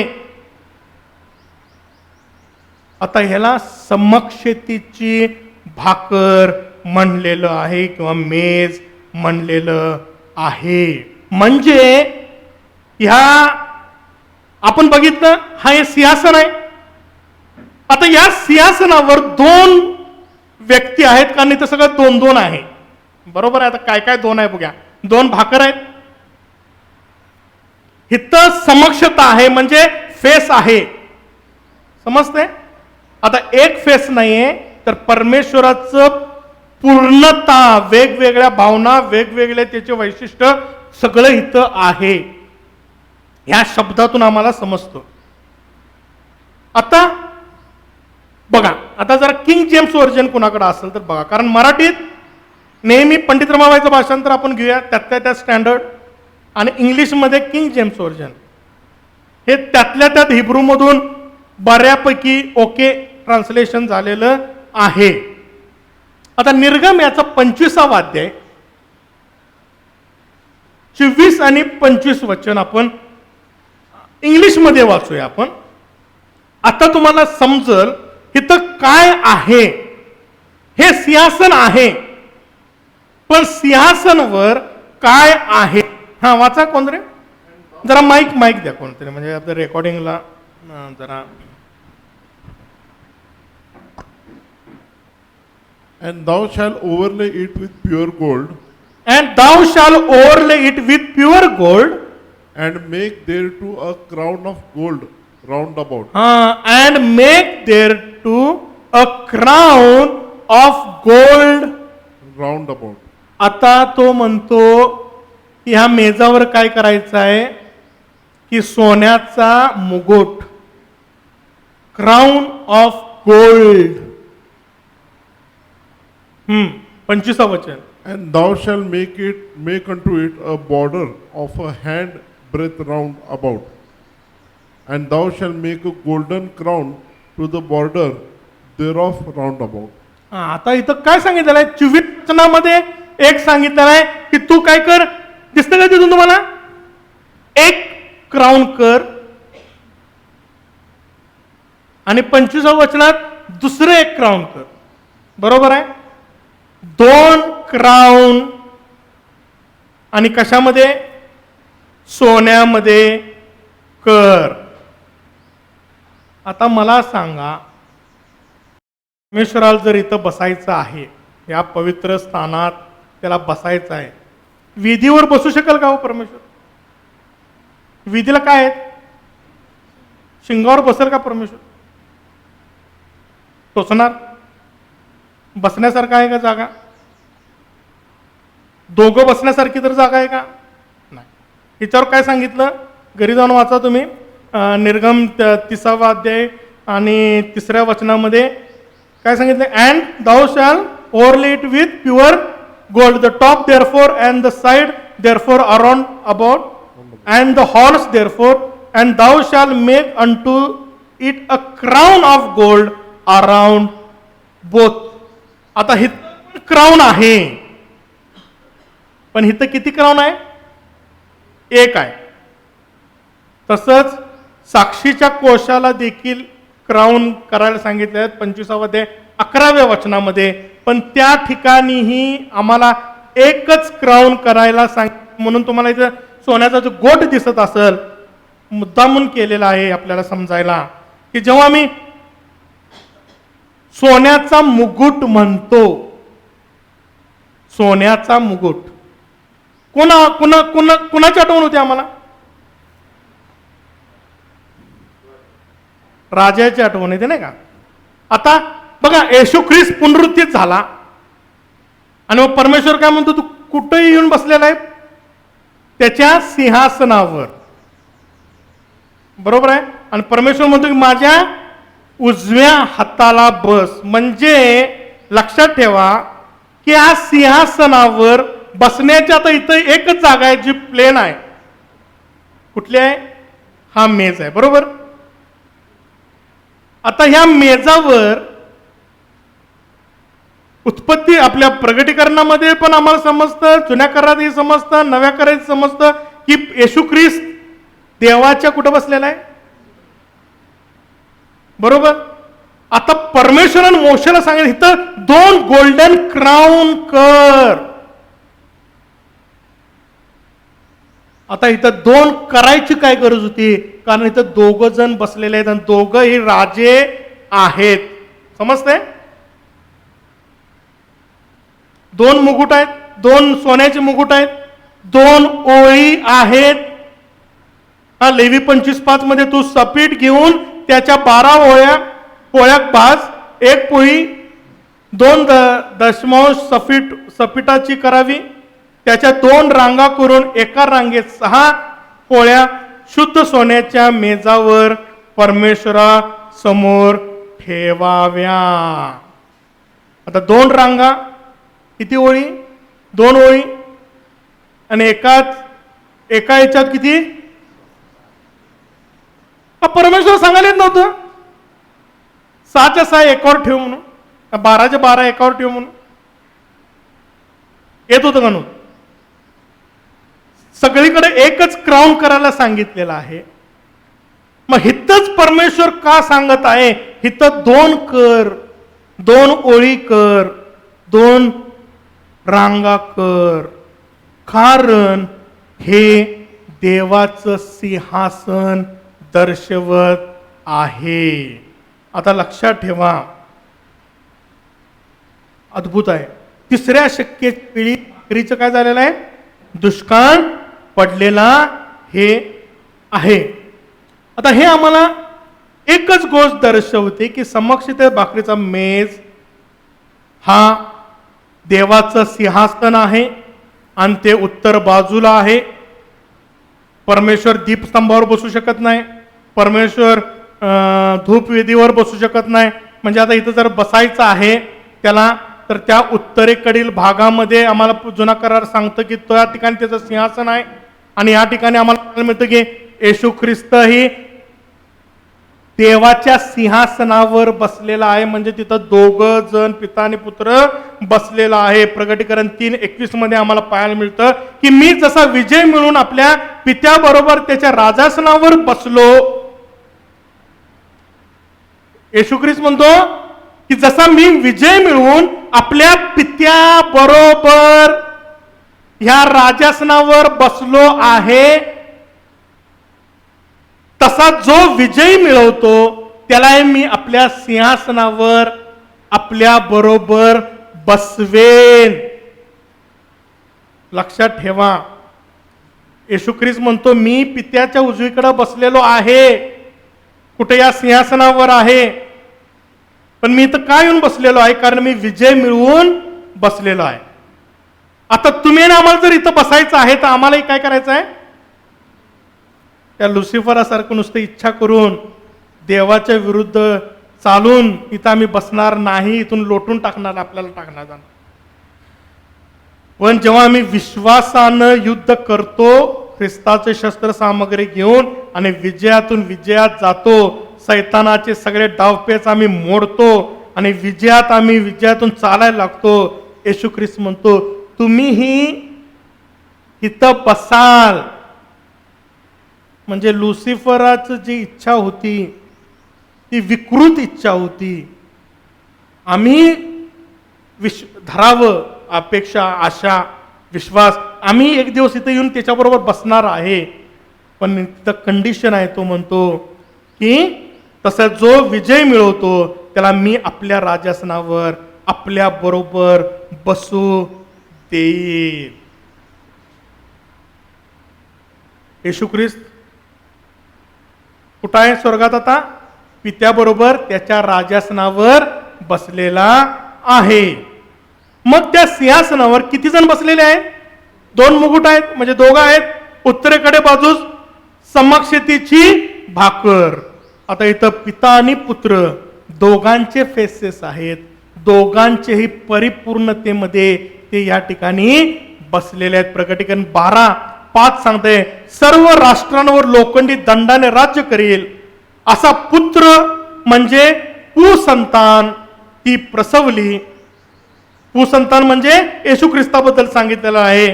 ते तिचे मूल देवाकडे म्हणजे पित्याकडे व त्याच्या राजासनाकडे वर नेण्यात आले. आता बघा, ख्रिस्ताला या राजासनावर नेण्यात आलं, त्याबद्दल ते वचन सांगत आहे. येशू ख्रिस्त स्वर्गानंतर स्वर्गात पित्याच्या सिंहासनावर बसलेला आहे. एकाच सिंहासनावर पिता आणि पुत्र बसलेला आहे. तुम्ही म्हणणार, बाळासाहेब कुठं लिहिलंय का? आता दानिएलानं हे बघितलं बरं का. दानिएलालाही होणाऱ्या गोष्टी सांगितल्यात बरं का.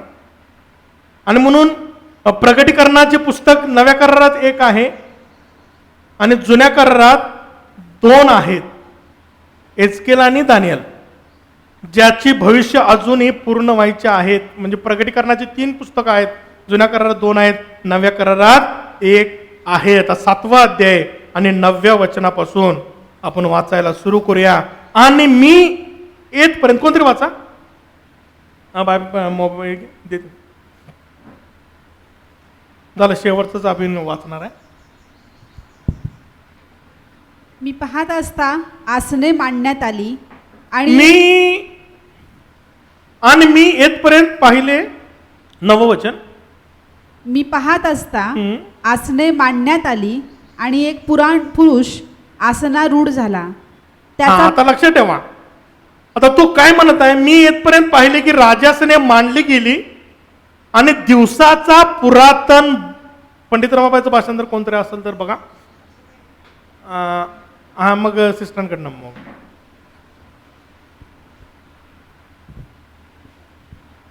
आता दिवसाचा पुरातन कोण आहे? तर हा परमेश्वर आहे. लक्षात ठेवा, दिवसाचा पुरातन जे म्हणलेला आहे हा परमेश्वर आहे. हा, आणि दिवसाचा पुरातन बसला, त्याचा पोशाख हिमासारखा पांढरा होता आणि त्याच्या डोक्याचे केस स्वच्छ लोकरीसारखे होते. त्याचे राजासन अग्निज्वाल होते, त्याची चक्रे जळता अग्नी अशी होती. आता बघा, आता हे सिंहासन कसं आहे हे दानिएलानं बघितलेलं आहे. आणि हा पुरातन देव जो कसा आहे तेही त्यानं बघितलंय. पुरातन बसला होता, त्याचा पोशाख हिमासारखा पांढरा होता आणि त्याच्या डोक्याचे केस स्वच्छ लोकरीसारखे होते. त्याचे राजासन अग्निज्वाला होती. त्याची चक्रे म्हणजे त्याचे चाक जळते अग्नी अशी होती. हा, त्याच्या समोरून अग्नीचा प्रवाह निघून येत होता. आता त्याच्या समोरून अग्नीचा प्रवाह निघत होता. हजारो हजार त्याची सेवा करीत होते. हजारो हजार हित त्याची सेवा करत होते. आणि 10,000 गुणित 10,000 त्याच्या समोर उभे राहिले होते. 10,000 गुणिले 10,000 कॅल्क्युलेशन करा. 10,000 गुणिले 10,000 किती होतंय बघा. म्हणजे 1 गुणिले 1, मग त्याचं मग गुणिले 2 गुणिले 3 गुणिले 4 गुणिले 5 असं करायचं बरं का. हे 10,000 गुणिले 10,000 नाही, 1 गुणिले 1 त्याच्या उत्तराला परत गुणिले 2 गुणिले 3 गुणिले 4. हे बायबलचं कॅल्क्युलेशन आहे बरं का. हां हां हां रेज टू वर काय ते स्क्वेअर रूट नाही स्क्वेअर किती होते बघा. तेवढे 10,000 गुणिले 10,000 त्यांच्या सभोवती उभे राहिले होते. न्यायसभा बसली व पुस्तक आता 13 वचन. मी रात्रीतल्या दृष्टांतात पाहत होतो आणि पहा मनुष्याच्या पुत्रासारखा तो बघा काय म्हणतोय. आणि पहा नाही तो काय म्हणतो बघा. राजासन मांडली होती आणि पुरातन बसला होता. म्हणजे देव बसला होता आणि त्या सिंहासनावरून अग्नी ज्वाला बाहेर पडत होती. आता रात्रीच्या दृष्टांत त्यानं अनेक बघितलं. काय म्हणतो मी रात्रीच्या दृष्टांतात पाहत होतो हा? आणि पहा मनुष्याच्या पुत्रासारखा एक आकाशांच्या मेघांसहित आला आणि तो दिवसांच्या पुरातनाकडे आला. हा आता बघा. आता हा ख्रिस्ताबद्दल सांगत आहे. आता हा कोण आहे.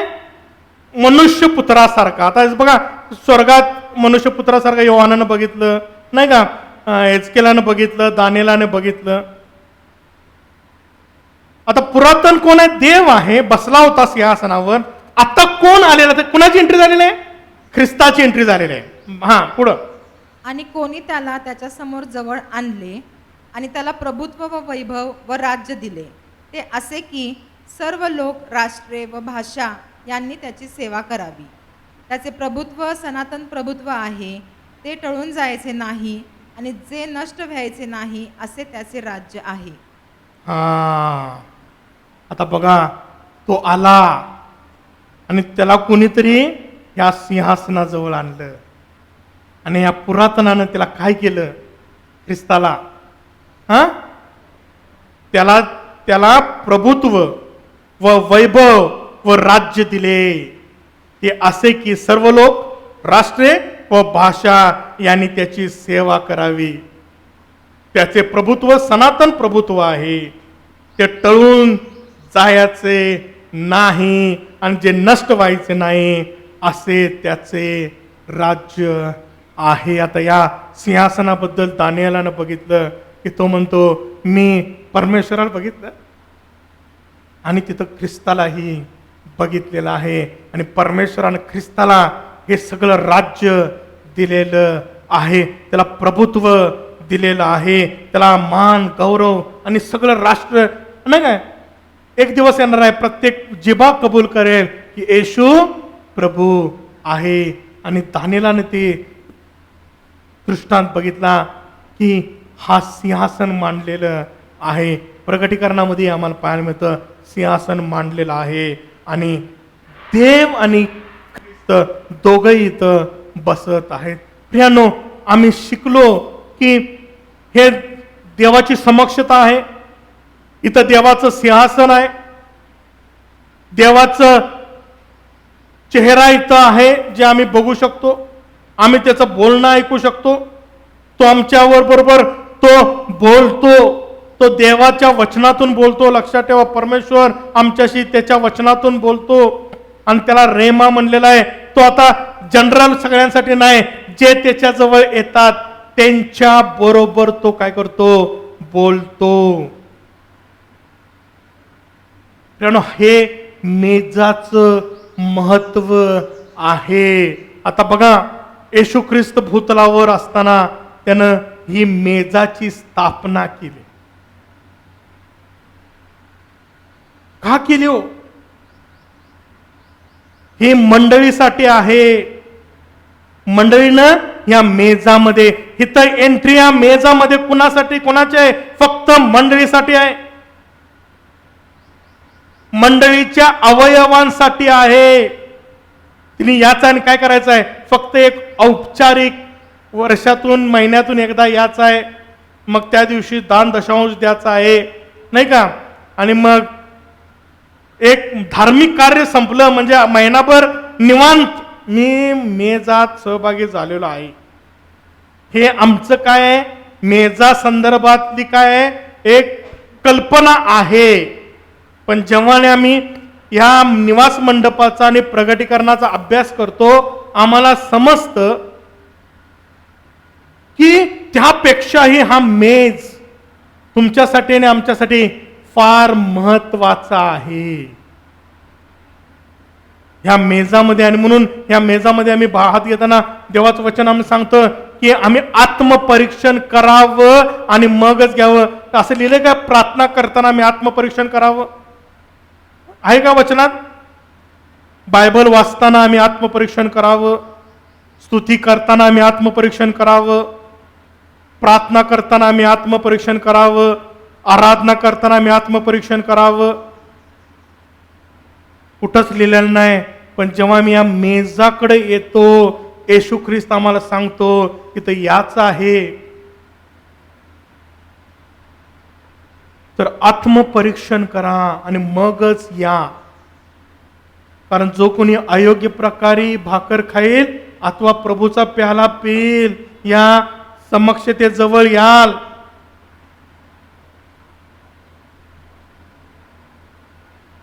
काय होईल? त्याची सगळी कारणं आम्हाला दिलेली आहेत. आजारपण, आम्ही अयोग्य प्रकारे ही भाकर घेतो आणि हा प्याला पितो. सगळ्यात मोठं क्लिअर सांगितलेलं आहे की आमच्या जीवनात आजार आणि मरण आहे. कारण का माहित आहे? आम्ही देवाच्या समक्षतेत येत आहोत. देव जिथं बसलेला आहे तिथं कुणाला एंट्री आहे? फक्त मंडळी, त्या लोकांना एंट्री आहे. केलाय का कधी आम्ही या मेजामध्ये ह्या दृष्टीनं? अरे ती जीवनाची भाकर, येशू ख्रिस्त म्हणतो ती मोडत असताना, हे माझं शरीर आहे, हे तुमच्यासाठी आहे. जीवनाची भाकर, मी तुमच्याशी बोलणार आहे.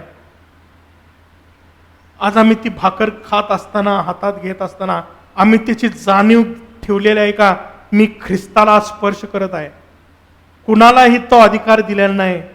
पण आज परमेश्वर म्हणतो, या मेजाजवळ मी तुम्हाला तिथं भेटेन, मी तुमच्याशी बोलेन. मोशेनं कल्पना केली, मी तुला भेटावं, मला तू बघावं, मी तुझा चेहरा बघावा. परमेश्वर म्हणतो, मला बघून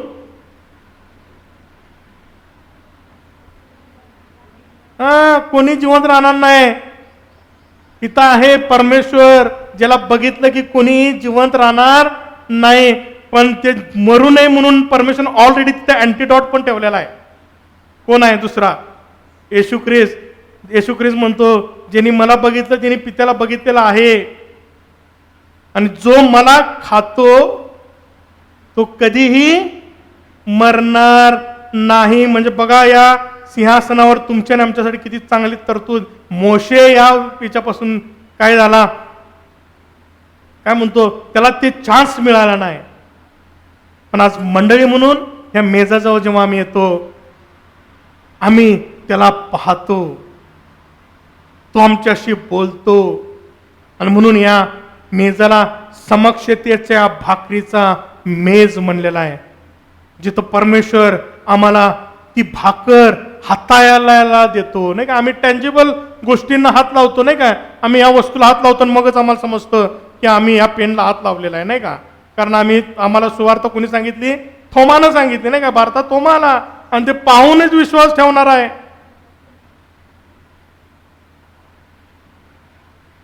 परमेश्वराने तीही काळजी केलेली आहे. तुम्हाला पाहायचंच आहे ना, स्पर्शच करायचा आहे ना, हे घ्या. येशू ख्रिस्त म्हणतो, मला स्पर्श करा. थोमा समोर आला आणि म्हणला, मला स्पर्श कर, हे माझं शरीर आहे. पण आज मेजामध्ये आम्ही येत असताना आज परमेश्वर हेच सांगत आहे, मी तुमच्यासाठी हा मेज प्रस्थापित केलेला आहे. या मेजामध्ये त्याची इच्छा आहे मंडळी म्हणून आम्ही हात घालावा. पण आज आम्ही काय करत आहोत मंडळी म्हणून? आज आम्ही देवाच्या वचनाचं, भाकर ही देवाचे वचन दर्शवणार आहे.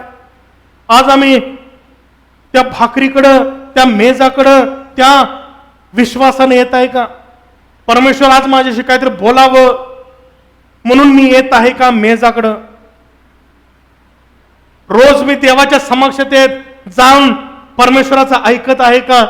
प्रियानो, मंडळीमध्ये आम्ही महिन्यातून एकदा घेतो, पण देवाची इच्छा आम्ही रोज त्याच्याबरोबर ही समक्षता घ्यावी. अनेक मंडळामध्ये रोज घेण्याचीही पद्धत आहे आणि चांगली पद्धत आहे, पण नुसतं आम्ही पारंपरिक पद्धतीने घेऊन मग जर देवाच्या वचनाला जर मान देत नसेल तर कुठेतरी आम्ही चुकत आहोत. पण आम्ही इथं शिकूया, पण आम्ही परमेश्वराची इच्छा आहे आमच्या व्यक्तिगत कौटुंबिक जीवनामध्ये आणि आमच्या व्यक्तिगत ख्रिस्ती जीवनामध्ये हा मेज आमचा रोजचा अनुभव असावा. रोज आम्ही देवाकडे यावं, रोज आम्ही देवाचं ऐकावं, रोज आम्ही त्याच्या समक्षतेत बसावं आणि त्याला पाहावं. ही परमेश्वराची तुमच्या आणि आमच्याकडून इच्छा आहे. आपण डोळे बंद करूया. प्रियानो, फार सुंदर वेळ आहे. परमेश्वराचं वचन तुमच्याने माझ्याकडे आलेलं आहे.